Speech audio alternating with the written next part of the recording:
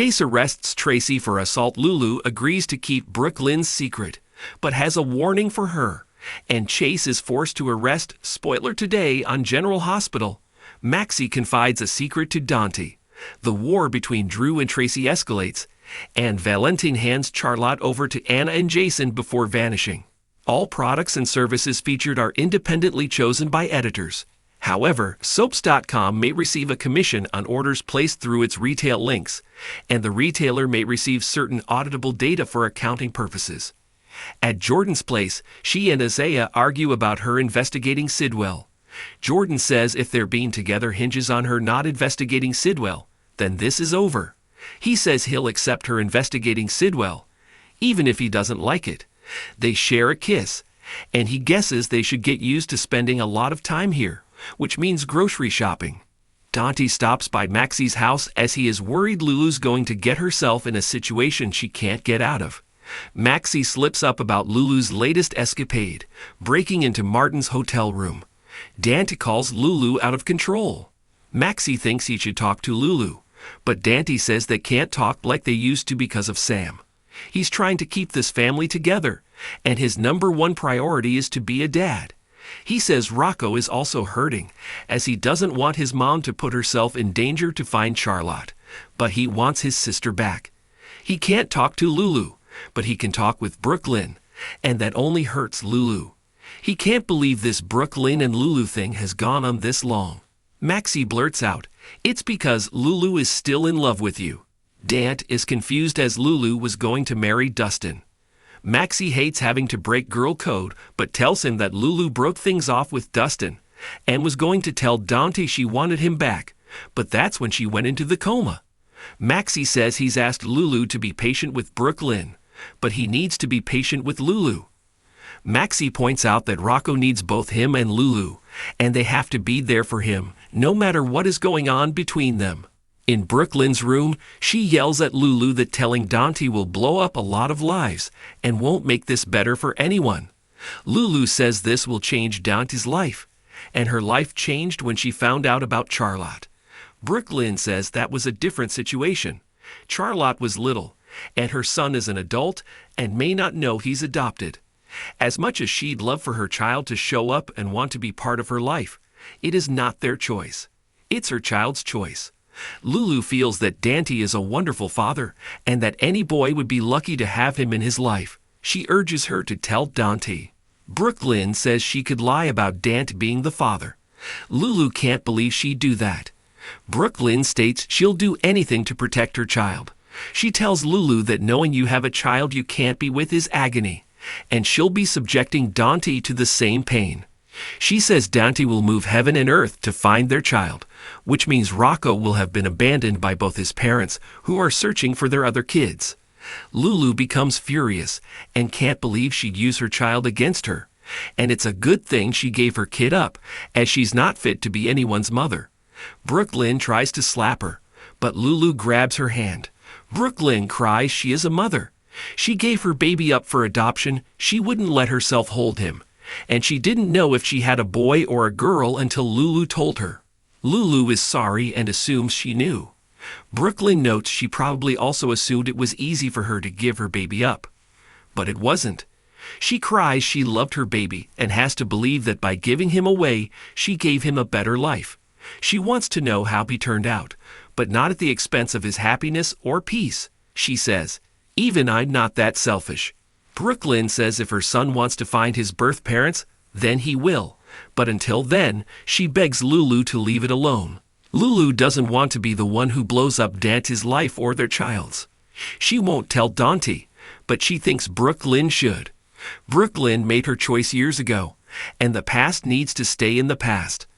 Lulu tells Brook Lynn this secret isn't the past, and she never would have found out about this if her mother hadn't talked to Martin.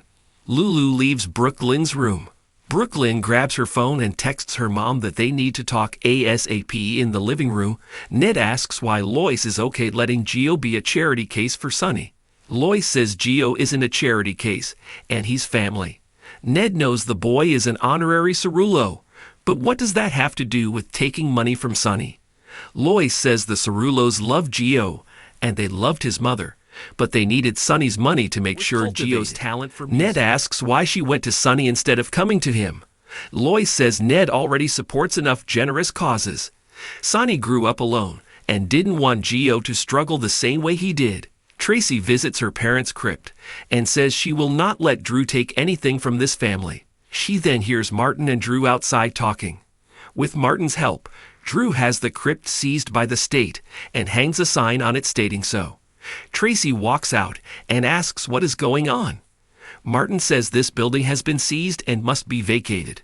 Martin hands Tracy a court order, which she rips up. She threatens to call the police, but Drew says the law is on their side. Drew and Tracy throw insults, and Drew says, "You Quartermains think you can do anything you want. You make me sick." He doesn't care who she thinks she is, as she isn't getting her way this time. Emma and Gio show up, and Emma yells, "Hey, leave the old lady alone." Tracy gasps, "Old lady?" Drew tells Emma that the Quartermains have appropriated public land, and the crypt goes over the property and is on protected land. He trash talks Edward, which riles up Emma. The young girl yells that Edward Quartermain saved her life, and Tracy rescued her from kidnappers. Drew introduces himself, and Emma calls him a petty congressman and notes they are trespassing. Tracy again says she is calling the police. Drew calls Tracy a bully, and Tracy yells, says the man using the family crypt to punish the people who threw him out of said family. Gio rushes into the main house and tells Ned and Lois what's going on between Drew and Tracy at the crypt. Back at the crypt, Chase arrives and learns about the issue with the Quartermain crypt. Ned, Gio, and Lois are also there, and Drew says the Quartermains need to move the family crypt off the protected public land. Tracy says this is all about Drew's hatred of this family. Emma pulls out her phone, begins filming, and asks the congressman if he should be helping his constituents instead of threatening them.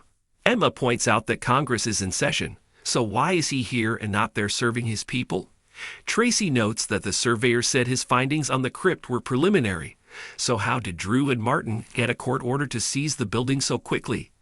Emma continues to film the altercation.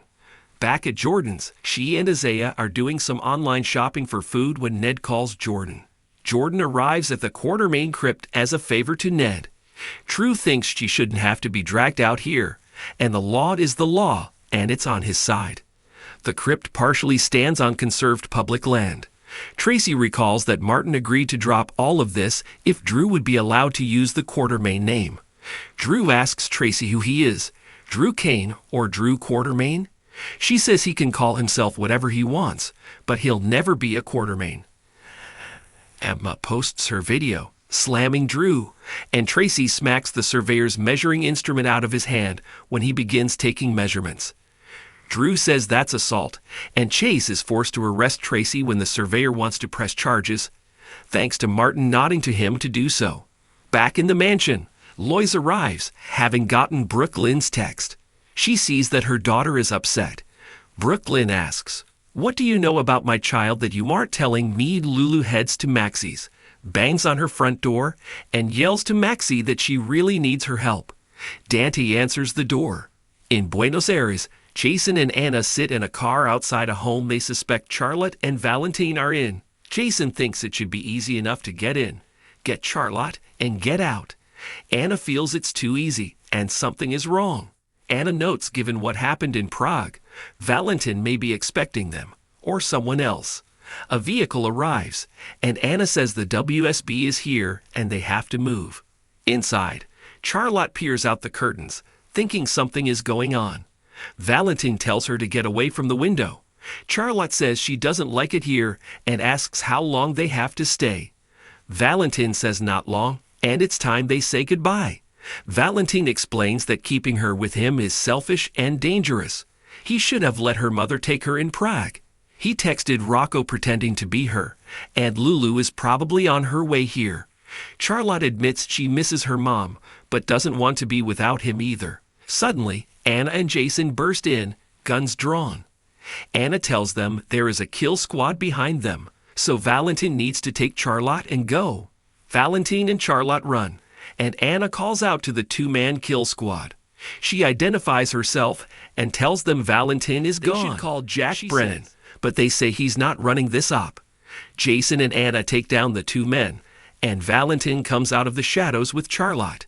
Valentin reveals he sent the text to Rocco, and he needs them to take Charlotte home before the next kill squad comes. Valentin and Charlotte say goodbye, and Jason takes Charlotte outside. Valentin cries to Anna that he feels like that's the last time he'll see his daughter. She says it doesn't have to be and asks him to let her bring him in and try and work out a deal. Valentin says he knows too much and that he tried to kill Jack, so the WSB won't let him live. If Charlotte is safe, he's free to do what he must. She begs him not to throw his life away. Valentin says the time they were together was the best months of his life. She says a part of her will always love him. He tells her to take care of Charlotte and races off. Outside, Charlotte asks Jason if he took her out of there so Anna could kill her father. Jason says Anna won't do that, and she's likely trying to save him. On the next General Hospital, Portia suggests a truce to Curtis between him and Drew. Tracy sits in the PCPD interrogation room, and Drew says, "What makes you think it couldn't happen again?" Carly talks to Sasha about her situation and how it's different from hers. Brooklyn asks her mom what she hasn't told her about her baby. Jason feels someone is making a mistake.